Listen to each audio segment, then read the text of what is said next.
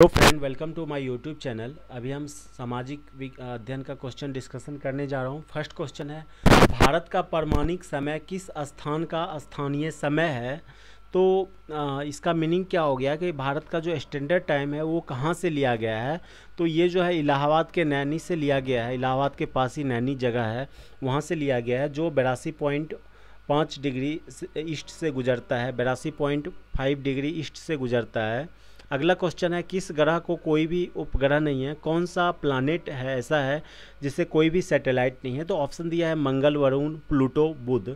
तो इसमें जो ऑप्शन डी दिया है बुध, बुध के पास कोई उपग्रह नहीं है।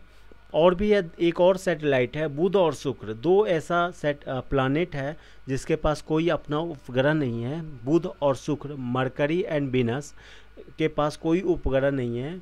अर्थ के पास, पृथ्वी के पास जो है चंद्रमा जो है सो पृथ्वी का चंद्रमा उपग्रह है। मार्स का भी 2 उपग्रह है।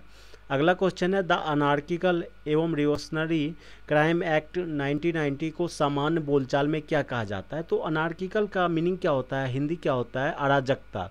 तो 1919 को जो एक्ट है उसे रॉलेट एक्ट कहते हैं। रॉलेट एक्ट कहते हैं। इसी के विरोध में जो है सो जालियांवाला बाग कांड हुआ था। तो आंसर क्या हो जाएगा, रॉलेट एक्ट। अगला क्वेश्चन है, निम्न में से कौन सी घटना बंगाल की द्वितीय क्रांति के नाम से जाना जाता है। तो इसमें पूछ रहा है कि बंगाल का द्वितीय क्रांति के नाम से कौन जाना जाता है। तो ए ऑप्शन जो दिया हुआ है, 1760 ईस्वी में मीर कासिम का नवाब बनना। तो जब मीर कासिम जो है, मीर जाफ़र पहले था, इससे पहले बंगाल का नवाब जो था 1760 से पहले मीर जाफ़र था।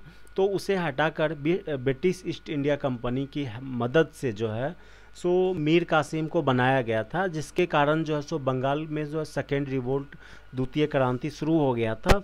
तो आंसर क्या हो जाएगा, ए ऑप्शन, 1760 ईस्वी में मीर कासिम का नवाब बनना। अगला सवाल है, मध्यकालीन भारत के मनसबदारी प्रथा खास तौर पे किस लिए चालू की गई थी। मनसबदारी जो है एक अरबिक लैंग्वेज है। इसका मीनिंग होता है एक पद, एक वन रैंक एक पद, एक रैंक एक पद। तो ये जो है सो बाबर ने स्टार्ट किया था। तो आंसर हो जाएगा ए ऑप्शन, साफ सुथरा प्रशासन हेतु। साफ सुथरा प्रशासन हेतु मनसबदारी प्रथा को स्टार्ट किया था बाबर ने 1571 ईस्वी में। अगला क्वेश्चन है, निम्नलिखित में से कौन सा गलत सुमेलित है। इसमें कौन एक जो है सो गलत मैच है। तो ए ऑप्शन देखिए, ब्रह्म समाज। तो ब्रह्म समाज की स्थापना राजा राम मोहन राय ने किया था, सही है। बी ऑप्शन है आर्य समाज। आर्य समाज की स्थापना स्वामी दयानंद सरस्वती ने किया था, ये भी सही है। सी ऑप्शन जो है रामकृष्ण मिशन। रामकृष्ण मिशन इसमें मैच किया हुआ है, रामकृष्ण परमहंस स्थापना किया, ये गलत है। रामकृष्ण मिशन की स्थापना जो है 1897 ईस्वी में स्वामी विवेकानंद ने किए थे। रामकृष्ण मिशन की स्थापना जो है 1897 ईस्वी में स्वामी विवेकानंद ने किए थे। तो आंसर क्या हो जाएगा, सी ऑप्शन। सी जो है गलत मैच है। डी ऑप्शन है अहमदिया आंदोलन, मिर्जा गुलाम अहमद, ये भी सही है। अगला क्वेश्चन है, इंडिपेंडेंट फॉर इंडिया लीग की स्थापना किसके विरोध में हुआ था। इंडिपेंडेंट फॉर इंडिया लीग की स्थापना किसके विरोध में हुआ था।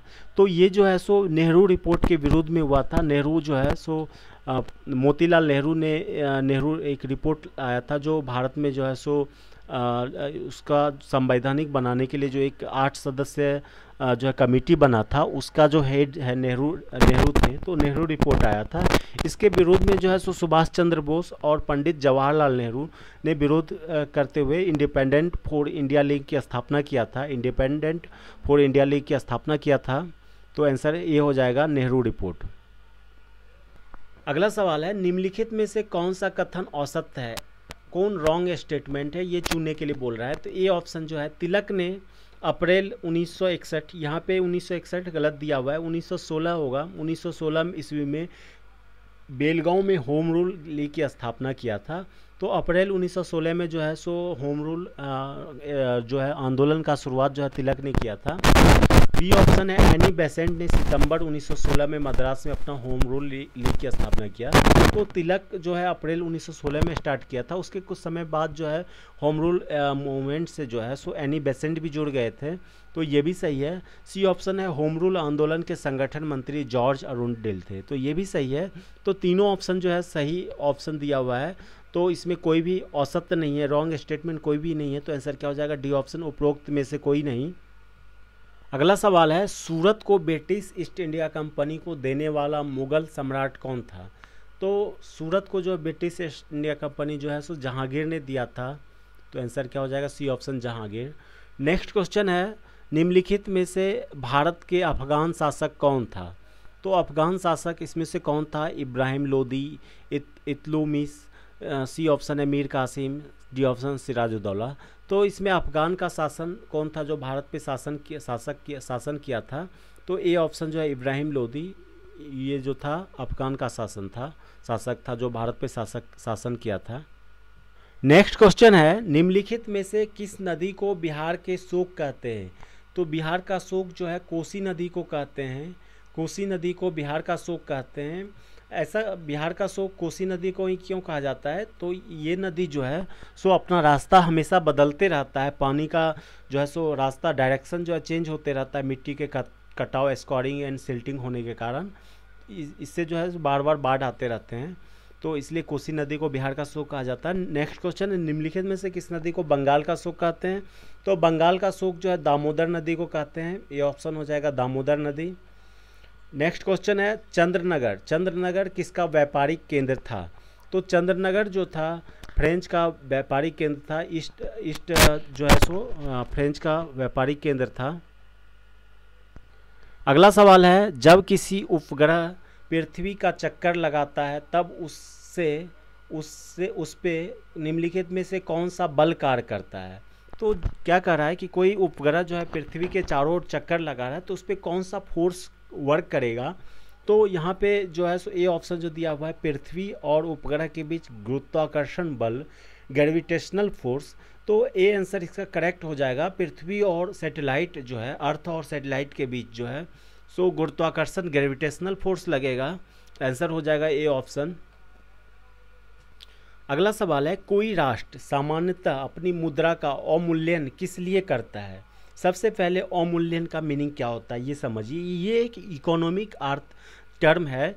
अवमूल्यन का एक मीनिंग होता है कि जब किसी देश द्वारा मुद्रा की विनिमय दर को अन्य मुद्रा की तुलनाओं में, किसी देश की मुद्राओं की तुलना में जानबूझकर कम कर दिया जाता है, और इसका करने का जो पर्पस होता है विनिमय अवमूल्यन मुद्राओं को करने का, उसका जो मेन पर्पस होता है निवेश को बढ़ावा देने के लिए। तो निवेश को बढ़ावा देने के लिए जो है सो अवमूल्यन किया जाता है। तो इसका करेक्ट आंसर क्या हो जाएगा? ए ऑप्शन देखिए क्या है, अपने भुगतान अवशेष में हुए घाटे को बदलने के लिए। तो ये सही ऑप्शन है, अपने भुगतान अवशेष में हुए घाटे को बदलने के लिए। इन्वेस्ट ज़्यादा होगा, निवेश ज़्यादा होगा, तो इससे जो है सो जो घाटा है उसमें कमी आएगा, तो आंसर इसका करेक्ट हो जाएगा ए ऑप्शन। बी ऑप्शन जो दिया आईएमएफ की शर्तों को संतुष्टि करता है, तो आईएमएफ जो है सो एक इंटरनेशनल मॉनेटरी फंड है, ये जो है सो की शर्तों को संतुष्टि के लिए, ऐसा ये गलत ऑप्शन है, ये नहीं होगा, आंसर इसका करेक्ट हो जाएगा ए ऑप्शन। नेक्स्ट क्वेश्चन है, निम्नलिखित में से कौन सा भारत में शिक्षा के विकास से संबंधित नहीं है? ये ऑप्शन है 1813 ईस्वी का चार्टर अधिनियम, ये शिक्षा से संबंधित है। 1835 ईस्वी का प्रस्ताव, ये जो है सो अंग्रेजी शिक्षा का इसमें प्रस्ताव था। सी ऑप्शन है रेगुलेटिंग एक्ट, तो रेगुलेटिंग एक्ट जो है सो शिक्षा से संबंधित नहीं था, तो आंसर क्या हो जाएगा रेगुलेटिंग एक्ट। नेक्स्ट क्वेश्चन है, गंगा के डेल्टा में कौन से वन पाए जाते हैं?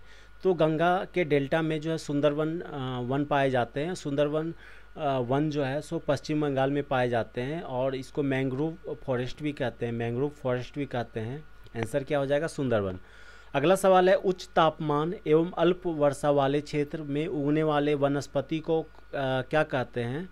तो जहाँ पे हाई टेम्परेचर है और बारिश जो है ज़्यादा भी नहीं होता है और ज़्यादा कम भी नहीं होता है, मीडियम में होता है, तो वहाँ पे किस तरह का जो है वनस्पति पाया जाता है? वहाँ पे पतझड़ वनस्पति पाया जाता है, पतझड़ वनस्पति पाया जाता है, आंसर ए हो जाएगा पतझड़ वनस्पति। अगर जहाँ पे बारिश जो है सालों भर होते रहता है, वहाँ पे सदाबहार वन पाया जाता है। सदाबहार वन एवरग्रीन फॉरेस्ट पाया जाता है, इसके पत्ता जो है सो सालों भर लगा रहता है, टूटता नहीं है।